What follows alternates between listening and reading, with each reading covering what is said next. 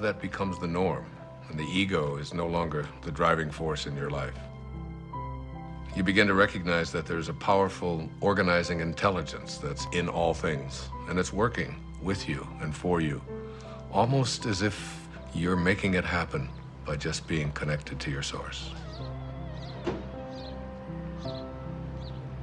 The destiny that appeared to be imposed upon you by something outside of yourself is no longer the relevant driving force in your life. You're connected to the source, and it's almost as if this divine organizing intelligence, God, the Tao, whatever you want to call it, it's almost as if it's saying to you, you play the music that you came here to play, and I'll be there to help you overcome any struggle or any obstacle that comes along. And it's not going to be a struggle because Source is supporting you. Yes, hi. Could I get a cab, please, to Monterey Motors? Yes. Thank you. Thank you very much. Bye.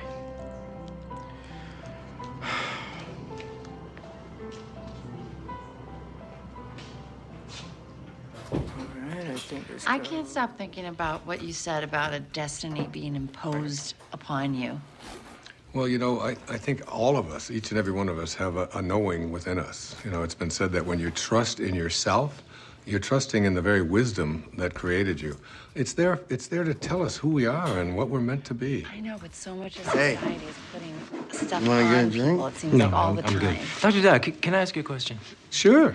Are men and women different when it comes to this? Do they shift differently? It's very different, as a matter of fact. There's some recent studies that have just been published on that. I'd be happy to share them with you if you like. That would be great. Okay, super. All right, I'm taking off. Okay, man, I'll catch up with you. So there was this incredible study done. It's, I've got it right here. It's called The Moment That Turns Your Values Upside Down. And there's 4 components to it. There's men and women before and after.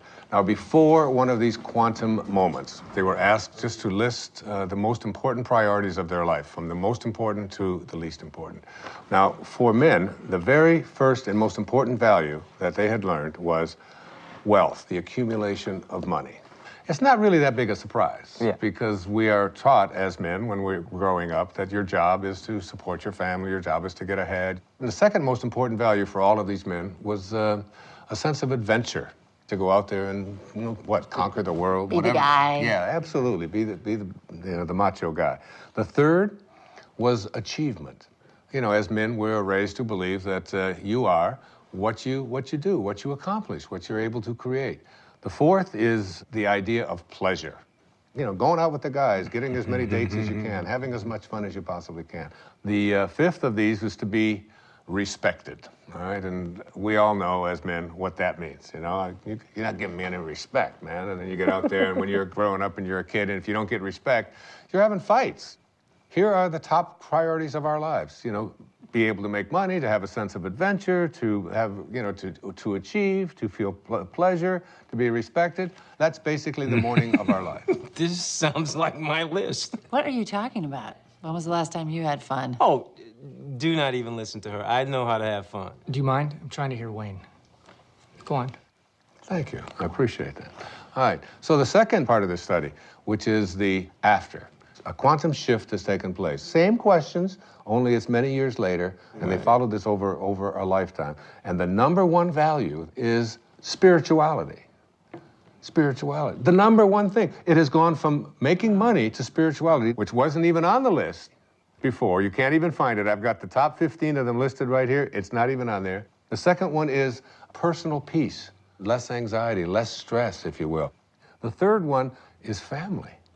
Now, family was on the other list, but it was way down before. Now, what happens after one of these moments, you begin to look around and say, what is it that's important to me in my life? And then the next is God's will. This is the one that says, I have a sense of purpose. And then honesty is the fifth quality. Not just honest that I don't steal, but how honest am I as a man, you know, with my feelings, with yeah, that's exactly right, you know. Those are the top qualities for men. So there's the before and there's the after. You can see what a significant change this is, what a shift has taken place here. Hey, everybody. Hello. Thank you. We are very glad to be here tonight. Steve and Lisa are dear old friends of mine, and so when they asked me about the prospect of our band playing at their wedding, I felt like I had no choice but to say, "Are you sure?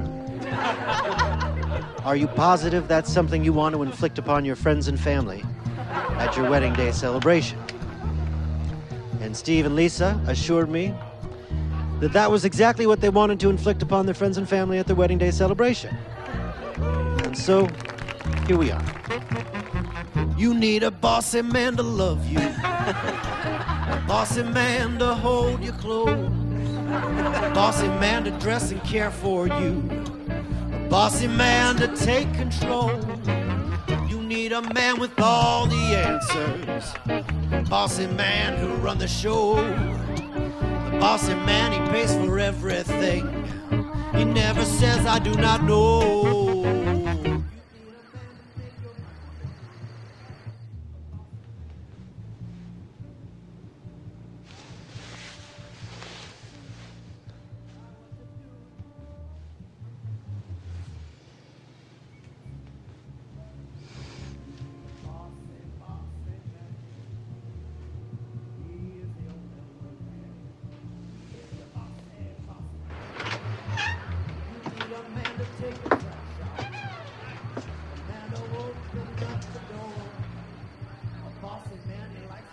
Okay. I know what you're going to ask. I can already tell. Yeah. What's the deal with the women? Bring it on. For women, it's even more astonishing. Before one of these quantum moments, the number one value is family. And it's not surprising because women are kind of raised in our society, in our culture, to be a good mother, to be a good daughter, to support your family, to take care of your children, and so on. The second one, which may surprise you, was a sense of independence, of feeling as if I would like to feel independent. See, women are very conflicted. Yeah, makes sense.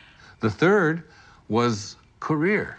Now, very often, women never even felt that they had a right to go for a career because they were obligated to be taking care of their family.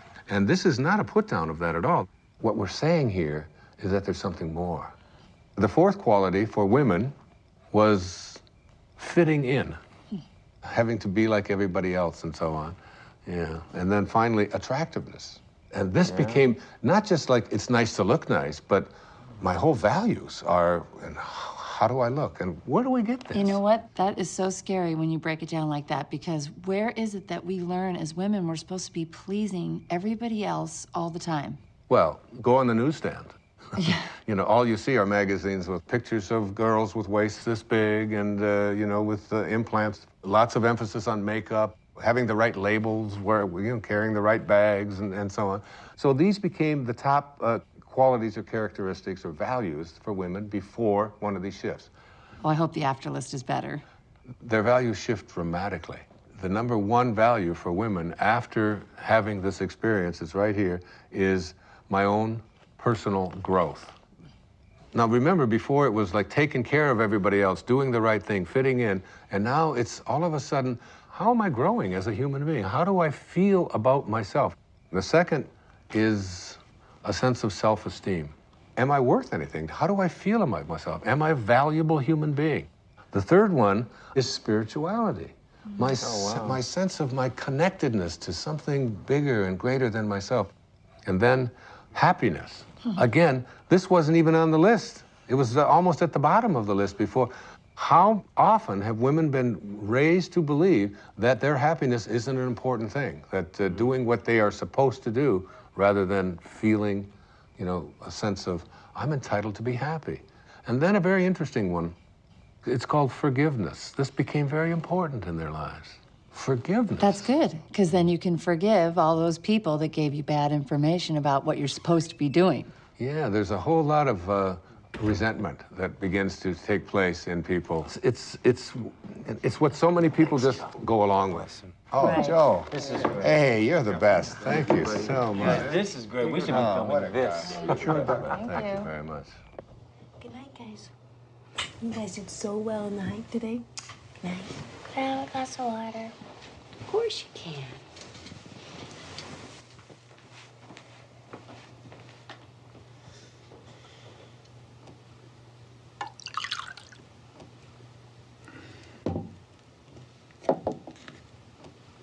Jason, what's this? This paper and pencil wasn't here before. I don't know. No idea.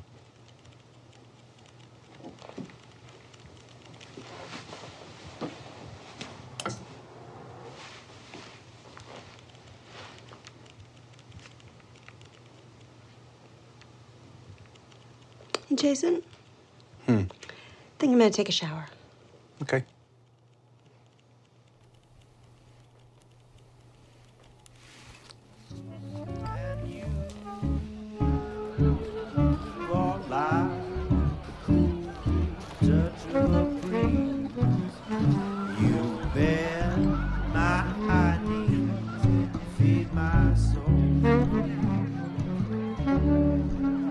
Well, the fauna and the flora are in the grocery store. Someone's getting rascally and spry. Fauna says to Flora, I really do adore ya. Flora says, I know, tell me why. You are like one hot spot in the sun after a long winter storm.